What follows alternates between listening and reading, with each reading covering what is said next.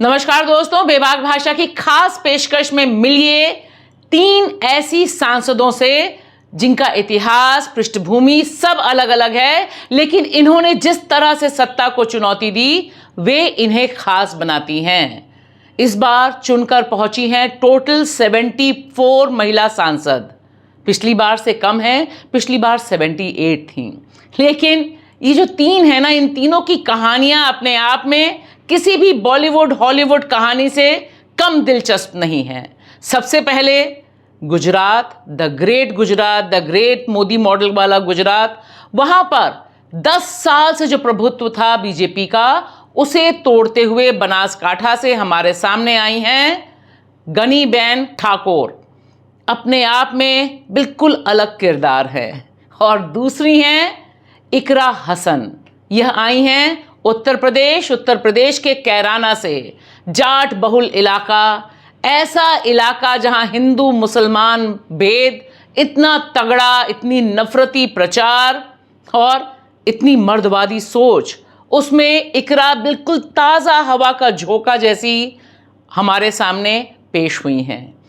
और तीसरी हैं संजना जाटव, जो आई हैं ठेठ राजस्थान से भरतपुर से।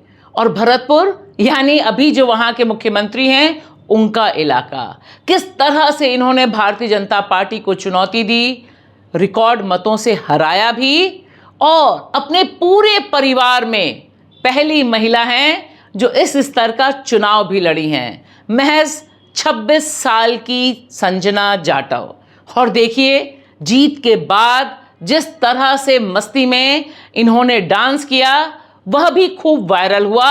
वह देखना बहुत ज़रूरी है, क्योंकि उससे पता चलता है कि पॉलिटिकल एम्पावरमेंट जब महिलाओं का होता है, महिला सशक्तिकरण होता है, तो महिलाएं किस बिंदास अंदाज में अपने हक हकूक का झंडा बुलंद करती हैं। क्योंकि इस मामले में हम सब जानते हैं कि महुआ मोइत्रा की जो वापसी हुई है, पश्चिम बंगाल की वही सांसद जिन्हें भीषण रूप से बेइज्जत करके पिछली संसद से बाहर निकाला गया था, वे जो दम ठोकते हुए वापस आई हैं। और देखिए, उनके चेहरे की जो हंसी है, जो मुस्कुराहट है और जो विजय भाव है, वही विजय भाव इन तीनों महिलाओं में भी है। क्योंकि तीनों महिलाएं अपने अपने पृष्ठभूमि के लिए और अपने अपनी फाइट के लिए बिल्कुल अलग ढंग की कहानी लेकर हमारे सामने उपस्थित हुई हैं।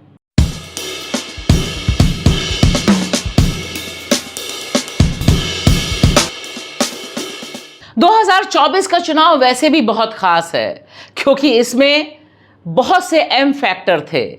मुसलमानों से जो उनके प्रति नफरत उड़ेली गई, वह भी ऐतिहासिक था। इसमें इकरा हसन की जीत बहुत मानीखेज है। जिस तरह से उन्होंने उत्तर प्रदेश की उस जमीन पर पत्थर तोड़ते हुए, जी हाँ, मैं लिटरली कह रही हूं, पत्थर तोड़ा है इकरा हसन ने। क्योंकि उनके भाई जेल में डाले गए और एक लंबा इतिहास रहा है उनका खुद का भी। एक पॉलिटिकल फैमिली से आती हैं, और जो उनकी पढ़ाई लिखाई है, जिस तरह से उन्होंने लंदन में जाकर भी कानून की पढ़ाई की, उसके बाद पत्रकारिता की, लेकिन जब उन्हें लगा कि बिना राजनीतिक सत्ता हासिल किए इस तरह की नाइंसाफी को चुनौती नहीं दी जा सकती, तब वह जमीन पर उतरी। समाजवादी पार्टी ने उन्हें उम्मीदवार बनाया। और देखिए, यहां पर आरएलडी, बीजेपी, सबका नफरती प्रचार। लेकिन इकरा पिछले 2-3 सालों से इस जमीन पर पत्थर तोड़ते हुए, जो पूरा का पूरा पैट्रियार्कल स्ट्रक्चर है, उसे चुनौती देते हुए एक बहुत लोकप्रिय चेहरे में तब्दील हुई। एक ऐसी कैंडिडेट जिनके बारे में इनकार करना विपक्षी दलों के लिए भी बहुत मुश्किल था। बहुत ही साहसिक चुनाव प्रचार किया इकरा ने और उनकी पूरी टीम ने। और इकरा ने जिस तरह से 69,000 की लीड लेते हुए बीजेपी के प्रदीप चौधरी को हराया, वह दंश भी बीजेपी को लंबे समय से याद रहेगा, लंबे समय तक याद रहेगा। क्योंकि उत्तर प्रदेश दरअसल कैटलिस्ट है बड़े चेंज का इस बार केंद्र सत्ता में। क्योंकि यह पूरा इलाका हम सब जानते हैं जाट बेल्ट है। यह पूरा इलाका आरएलडी के बीजेपी में शामिल होने के बाद और ज्यादा ध्रुवीकृत हो गया था। लिहाजा इकरा की जीत बहुत लंबी जाएगी, बहुत लंबी लकीर खींचेगी, क्योंकि सिर्फ मुस्लिम नहीं, सिर्फ मुस्लिम महिला भी नहीं, वे एक ऐसी सशक्त मुस्लिम महिला लीडर के तौर पर उभरी हैं जिनका और जगहों पर इस तरह का एग्जाम्पल, इस तरह की नज़ीर मिलना मुश्किल होता है। आइए अब चलते हैं गुजरात। गुजरात की 26 सीटों में 10 साल में पहली महिला हैं जिन्हें राहुल गांधी अक्सर बब्बर शेर कहते हैं। मुझे लगता है राहुल गांधी को अपनी इस टर्मिनोलॉजी में बब्बर शेरनियों को भी इंक्लूड करना चाहिए। उनकी यह जो जीत है, यह बहुत साहसिक जीत है, क्योंकि 10 साल बाद कांग्रेस को एक सांसद मिला है, वो भी ऐसे इलाके से जहां पर खुद जाकर प्रधानमंत्री नरेंद्र मोदी ने सबसे ज्यादा कम्युनल प्रचार किया था। और आपको याद ही होगा, 2 भैंस 1 भैंस ले जाना, वो बनासकांठा ही था। तुम्हारे पास 2 भैंस होय तो 1 भैंस कांग्रेस वाला कैसे सरकार में आपी दो, 1 तुम्हारा छोकरा ने आपवानी, केम तो हमारे 1 भैंस हमारी वोट बैंक में आपवानी है।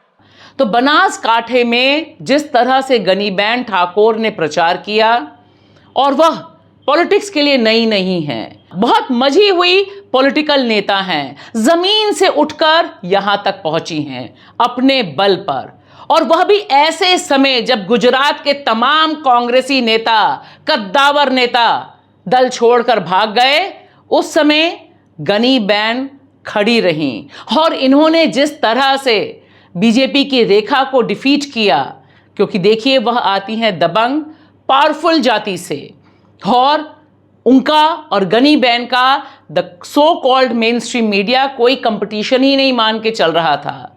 लेकिन उसमें यह जो खूंटा गाड़ा है गनीबेन ने, 30,000 वोटों के मार्जिन से जीत दर्ज की है, वह निश्चित तौर पर यह बता रही है कि गुजरात सारा भगवा हो गया तो क्या हुआ, वहां पर महिलाएं हैं जो बड़ी कड़ी टक्कर दे रही हैं भारतीय जनता पार्टी को। और आइए अब चलिए राजस्थान में मिलिए संजना जाटव से। संजना जाटव भरतपुर में बिल्कुल अननोन नेम रही हैं, कोई पॉलिटिकल हिस्ट्री नहीं है, किसी ने आज तक उनके परिवार से इस स्तर का चुनाव ही नहीं लड़ा, शायद कभी सोचा भी नहीं होगा। लेकिन जिस तरह से उन्होंने राजस्थान के मुख्यमंत्री का जो गृह प्रदेश है भजनलाल शर्मा जी का भरतपुर, वहां पर कड़ी टक्कर दी, भाजपा को परास्त किया और एक अलग ढंग का नैरेटिव बिल्डअप किया राजस्थान के इस इलाके में। वह जाटव समाज से आती हैं और इसे लेकर जिस तरह से उनको निशाने पर लिया गया, वह भी याद रखना चाहिए, क्योंकि सब लोग मान रहे थे कि दरअसल कांग्रेस ने एक डमी कैंडिडेट खड़ा किया है। लेकिन जब वह मोर्चे पर उतरती हैं, उनका चेहरा देखिए, उनके चेहरे का कॉन्फिडेंस देखिए, और जिस तरह से जब जीत के बाद लोग उनसे कहते हैं बैंड बजता है, ढोल बजता है, तब वो बिल्कुल बिंदास अंदाज में डांस भी करती हैं, और उनका यह डांस वीडियो खूब वायरल भी हुआ।